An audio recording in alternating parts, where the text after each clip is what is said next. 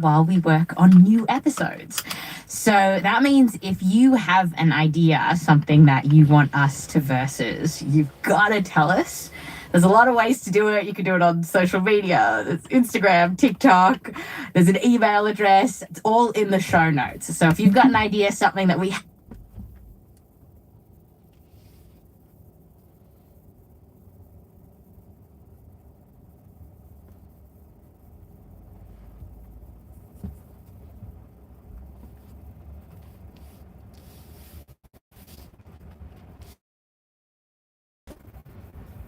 something that we have to versus, please let us know.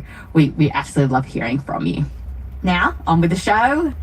Today's episode is all about autism, because we're asking, why does so many folks have it these days? Rates of autism have been going up and up for decades. But then a couple of months ago, the CDC released the latest numbers, catapulting this issue into the spotlight. A brand new report out today from the Centers for Disease Control finds a dramatic rise in autism diagnoses among children. An alarming spike in the number of children diagnosed with autism. New data just released shows a 15% jump in just 2 years.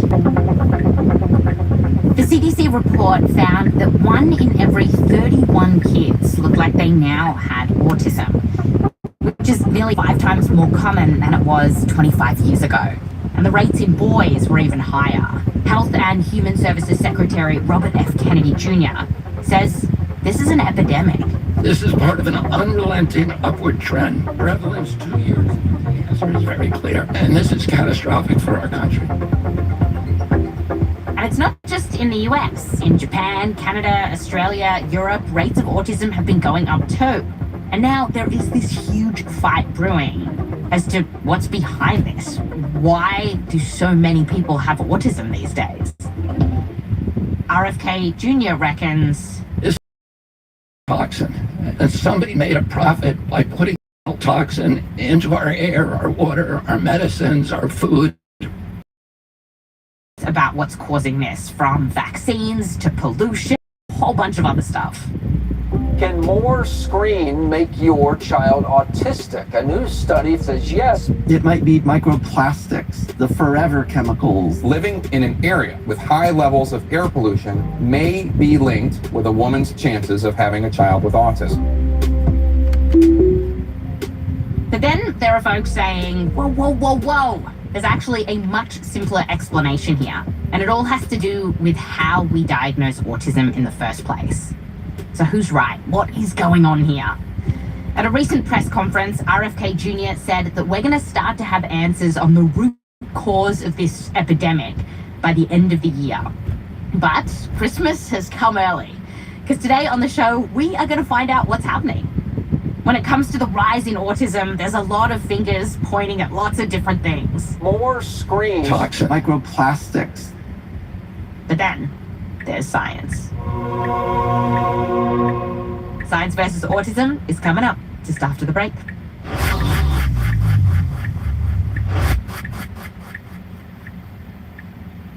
Beryl Horde. Hey, Beryl. Hey, Wendy. All right, Beryl, can you just tell me what exactly is autism? I just feel like people kind of throw it around, diagnosing their friends with it, their friends' children with it. You know what I mean? So what are we talking about here? Well, it can show up for different people in different ways, but generally a lot of autistic people will have a harder time communicating, so that's a big theme. And then there's other stuff that shows up a lot too, like you might have really specific, intense interests, or a harder time when your routine is disrupted, or more intense reactions to really annoying stimuli, like really bright lights or loud noises, that kind of a thing. And then our big question of this episode is, why do so many more people have it these days? Yeah, what is going on? When I started talking to scientists about autism in general, about what causes autism, there's one thing that came up right away. Genetics is sort of the elephant in the room that you can't ignore. Genetics. Yeah. So this is Professor Brian Lee, epidemiologist at Drexel University. And he said that a huge part of whether somebody will be autistic is just passed down to you. It's in your genes. And we know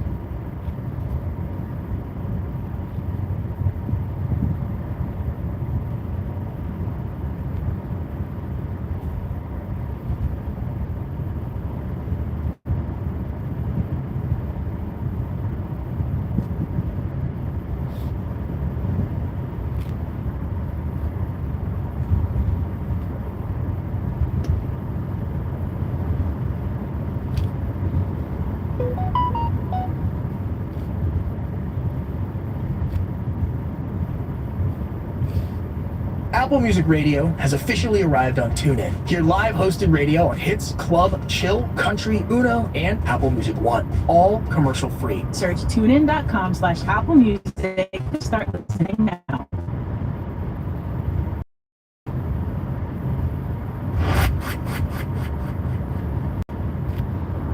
During the Volvo Fall Experience event, discover exceptional offers and thoughtful design that leaves plenty of room for autumn adventures.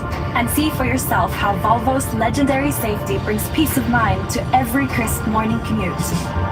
This September, lease a 2026 XC90 plug-in hybrid from $599 bi-weekly at 3.99% during the Volvo Fall. Visit your local Volvo retailer or go to explorevolvo.com.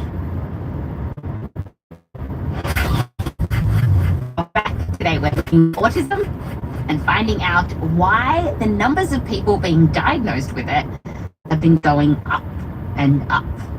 To tell us all about it, we have senior producer Meryl Horn. Hey, Meryl. Hey, Wendy. All right, Meryl, can you just tell me what exactly is autism? I just feel like people kind of throw it around, diagnosing their friends with it, their friends' children with it. You know what I mean? So what are we talking about here? Well, it can show up for different people in different ways, but generally a lot of autistic people will have a harder time communicating, so that's a big theme. And then there's other stuff that shows up a lot too, like you might have really specific, intense interests, or a harder time when your routine is disrupted, or more intense going on. When I started talking to scientists about general about what causes autism, there's one thing that came up right away. Genetics is sort of the elephant in the room that you can't ignore. Genetics. Yeah.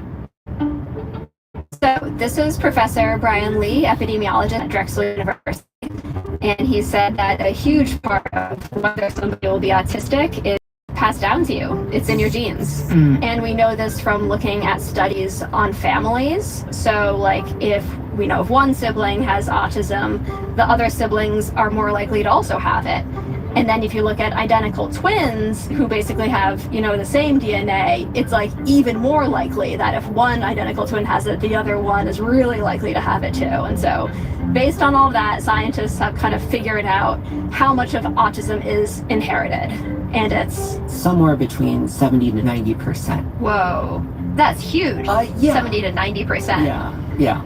And we don't really know like all of the genes that are involved. Like sometimes it might be that there are like hundreds of genes that are kind of all working together to up that chance that someone will have autism. Other times it'll just be like one particular kind of genetic quirk.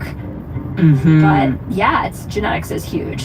I guess in the context of this rise in numbers that we're seeing though, genetics can't explain why so many folks would be diagnosed with autism now, right? I mean, because why would we suddenly have so many more autism genes in the population? Well, actually, there is one thing that's changed. So parents are having kids at older ages now, and that might be introducing genetic changes that can like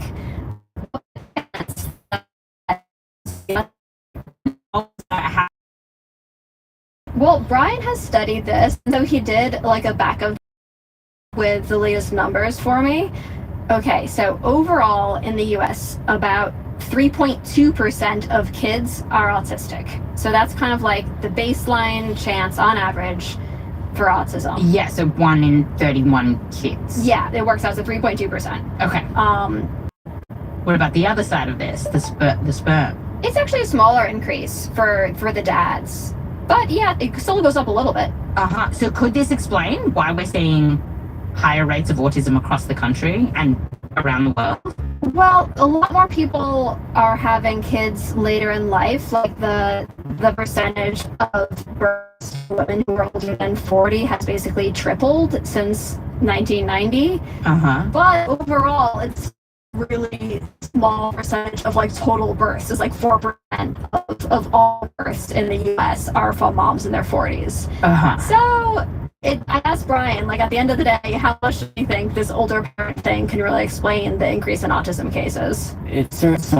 So what else could explain the lion's share? Got like the meerkat's share covered. Lion's share still out the open. Right, so that's the big question, because yeah, genetics might like kind of set the stage for whether or not someone will have autism, but there is this idea that maybe you need like a trigger to actually make it happen. And scientists have been finding lots of things that might sort of be trigger and up the chance that someone will have autism. A lot of the things we're finding kind of come into play when someone's a fetus, so things that happen during pregnancy in utero.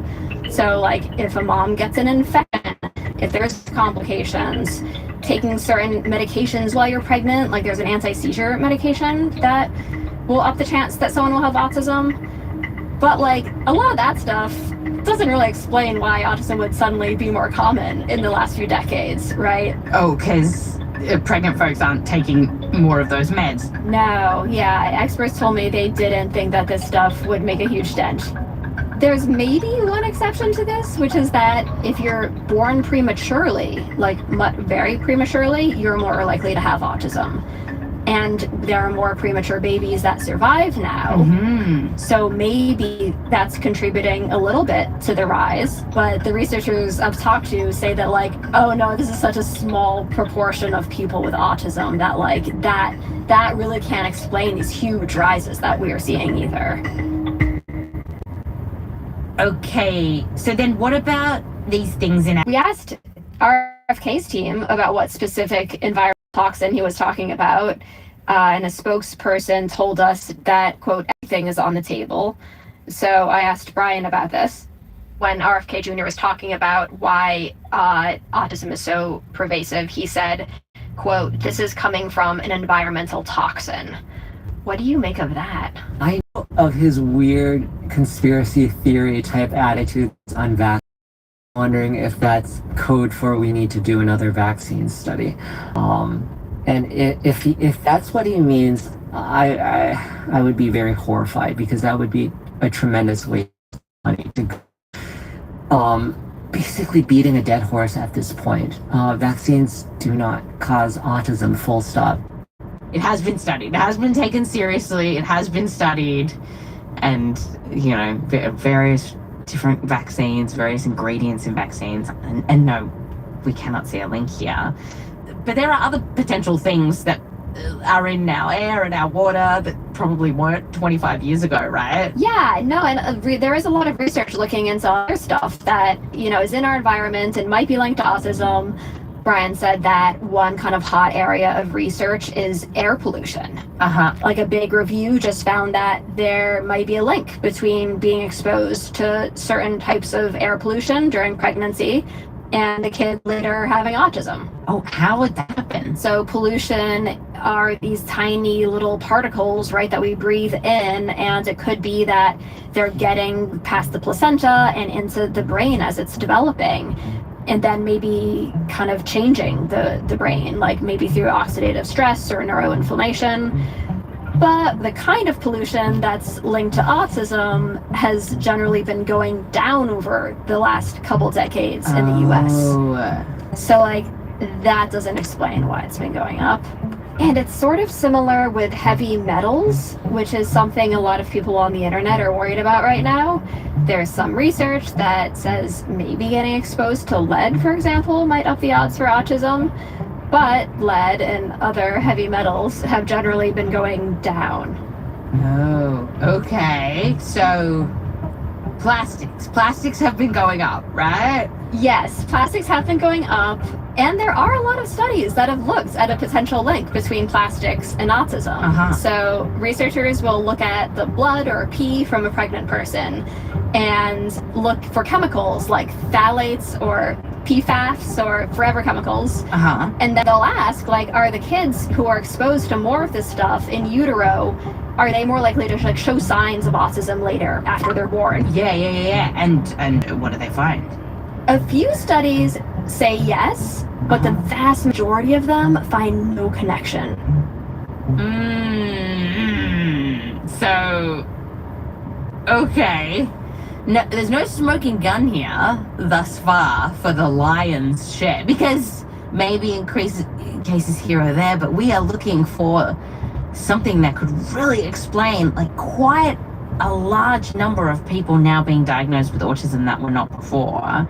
Screens is the other thing being thrown out. What do we know here? Yeah, I looked into screens and was surprised that there actually was some research on this. Why? Why would you? I don't know. People blame everything on screens, and I was just like, I don't really buy it. Okay. But then, like, let me tell you what happened, though, when I talked about it with this researcher. I'm Karen Heffler. I'm a researcher at Drexel University. And unlike me, Karen was like, well, it actually makes total sense to look into screens, particularly when you look at the timeline here. How has the world changed? over this period of time. These children used to be first exposed in the 70s at about 4 years of age. That's the first time they watched any television. By about 2006, it was at 4 months of age. But it's not just that the timing fits here. There is some evidence linking screens to autism. Like, there are studies that have found that kids who are exposed to more screen time when they're really little, maybe like a few hours every day when they're 1 or 2, those kids are more likely to either show autistic traits later or even be diagnosed with autism later in life. And that's not that much screen time, 1 or 2 hours, right? Yeah, like some studies find even that much might make a difference. And then Karen did this really interesting pilot study looking at whether getting families to like cut down on screen time might decrease their autism symptoms. Right. It was really, really tiny, so they only had 9 families. But I thought it was interesting because what they had them do was pretty dramatic. So they chose families with autistic kids who are watching a lot of screen time. So before the study started, the screens were on for an average of 5.5 hours every day. Wow. Yep. Then during the study, it was 6 months long, they got them to cut it down to like 5 minutes of screen time a day. Not even a full episode of Bluey. No, exactly. And so she looked to see if this had an effect, and it seemed like it did work. Like the kids had a decrease in some autism-related behaviors by the end of the study, specifically in social skills and repetitive behaviors. So before the study, the children at the beginning, a lot of them didn't really pay attention to their parents. They might be spinning wheels on a car or lining up items or just distracted with sensory like flapping or looking at lights, not really interested. And then after basically no screen time, the eye contact got better. They wanted to be with the parents. They started paying attention to people. That feels promising. Yeah. But then Karen told me about something that really changed the way that I thought about this study. So cutting down on screens was a big part of the study. But it wasn't just turning off the screens. We met with them for 1 hour every week and worked on strategies to help them engage their children socially. So eye contact. So if a baby coos or babbles, then the parent would smile back or maybe, imitate the child, or we would suggest that they hold interesting items to their children up to their eyes. And if the child looked at them, then say, "Oh, great looking. Oh, I love to see your eyes." Really positive reinforcement. And so from other studies, do we know that kind of positive reinforcement with a kid with autism helps them? Like, would you expect to see these results if you forget the screen chat and you just do the positive reinforcement? Yes. I have a very satisfying study for you now because Karen told me about a study where they basically did that. Oh, okay. So this one was a larger, proper randomized controlled trial with about 100 really young kids, and they had started to show some signs of autism.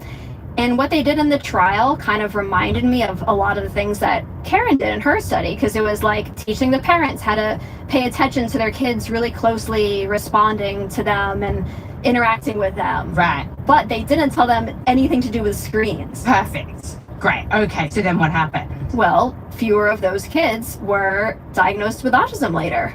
So then what do you think? How much do you think screens are playing a role here in this so-called autism epidemic?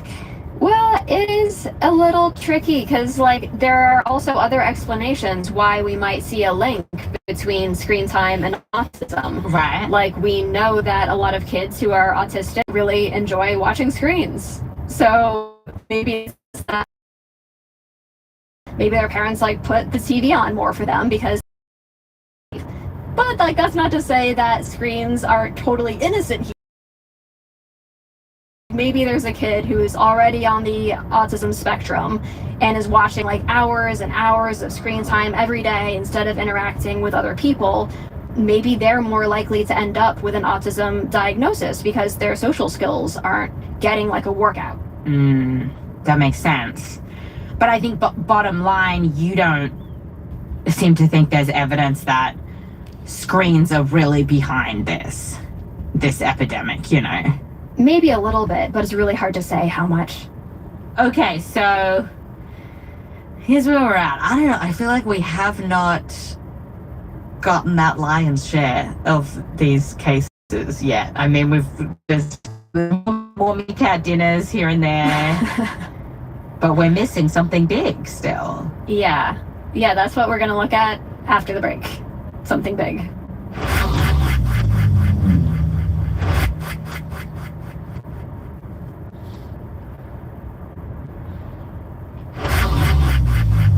Welcome back. Today on the show, autism, what is causing the rise in cases. We talked about how there's a lot of things people are pointing the finger at, from plastics, which is maybe it plays some role here, but it's definitely not a slam dunk. Vaccines, no. Screens are a maybe. People having kids when they're older, playing some role here, but not that much. Meryl, you promised me something. I decided to call up a scientist who has been diagnosed for decades. This is Catherine Lord, professor at UCLA. Did you ask her if she was stupid? Actually, my first question is else. Okay. I was told by one of your colleagues that the diagnostic queen when it comes to autism. Oh dear.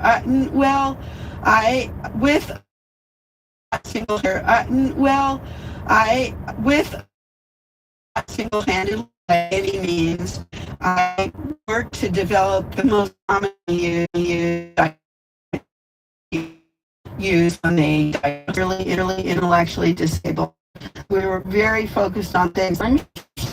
Idea of what someone with autism was like. Like, Catherine remembers this one kid. Oh, this little boy who had all kinds of language that just poured out of him. And in those days, parents sit in another room and watch.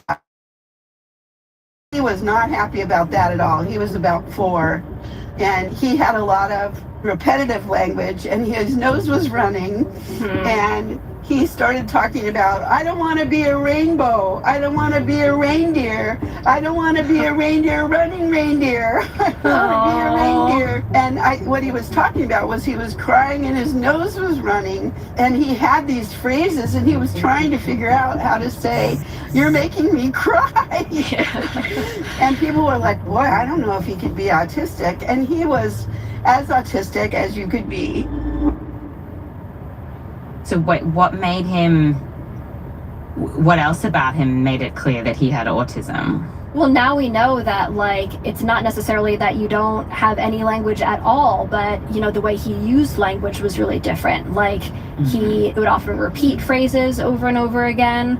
And so, yeah, it's like not as simple as we thought. And so that was the 1960s, but that's kind of like limited definition of autism stuck around for a really long time. That you needed these severe traits. Yeah, like really severe traits, and it was often accompanied by intellectual disability.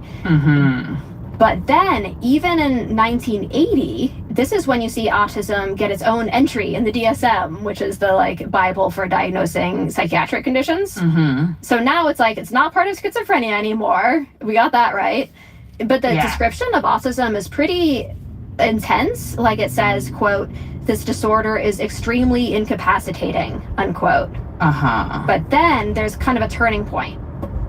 The next version of the DSM comes out in 1987. So by then, scientists had started to think about autism as like a looser kind of collection of traits. Like, we still think that having trouble communicating is like a hallmark of autism, but maybe it's also that you're really interested in a specific thing. So getting very focused on something You know, that could be anything. I mean, it could be the same things other kids are interested in. So, you know, dinosaurs, but it also could be Scottish clans. Or we had somebody who loved newspaper editors. He was an expert on who were the editors of the major newspapers, and could recite that. So it's not bad to have an interest. It's just that not being able sometimes to rein it in if other people are not so interested. So this is, I mean, the late 80s is exactly when Rain Man came out.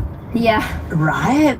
And I mean, I'm sure with 2025 eyes, that movie does not hold up well. But it does show how much the image of autism, at least in the public's imagination, changed so much already by then. You know, he was a character that was a genius in some respects. I mean, like, he could memorize the phone book, right? Yeah, and just generally, we end up getting to this place where just because you're autistic doesn't mean that you're incapacitated, like it used to be described. Like, in some cases, you might be better at things than neurotypical people. And so we can see this expanding definition of autism. And they're also kind of going along with this. We used to think that Asperger's syndrome was something different. Right. Oh, yeah. And now that's been rolled right up into autism spectrum disorder. It's all part of the same thing. Okay. But I feel like this idea of what autism is still changing right now. It's like the tectonic plates are still shifting, and in, you know, another 50 years, it could just look different again. So what is the sort of suggestion here is that this autism epidemic, these new cases of autism, it's actually just because we have changed our definition of autism. We're not just capturing these folks who have a real difficulty verbalizing, communicating, maybe also happen to have severe intellectual disability. We're now opening up the definition to include folks who are neurodivergent in more subtle ways. Yeah. But that would mean you should be able to see that in the data, right? And yet RFK Jr. says that most of the new cases are, quote, severe, which would go against this idea that, it's just our changing diagnosis, right? Yeah, he's kind of like, no, now is when we're seeing all these severe cases. Like, he painted this really dark picture where he called this a tragedy and said that, quote, autism destroys families. Most cases now are severe. So about 25% of the kids who are diagnosed with autism are nonverbal, non-toilet trained. And yeah, that's like in pretty stark contrast to this idea that autism is actually just going up because of this definition kind of expanding. Yeah, so who's right? I mean, do we have any numbers here? So a couple researchers told me, like, you have to talk to Maureen Durkin because she just presented this work at this huge autism conference that looks at that exact question. Oh, cool. So yeah, she's an epidemiologist at the University of Wisconsin-Madison. Hi, Meryl. Can you hear me okay? Hi, I can hear you great. So Maureen basically found a new way to, like, dig into the data to look at what kinds of autism cases are the ones that have been going up. Great. So she did this, these are 8-year-old kids from across the country, and the kind of time frame she's looking at was from 2000 to 2016. And what she does is kind of divide autism cases up into different.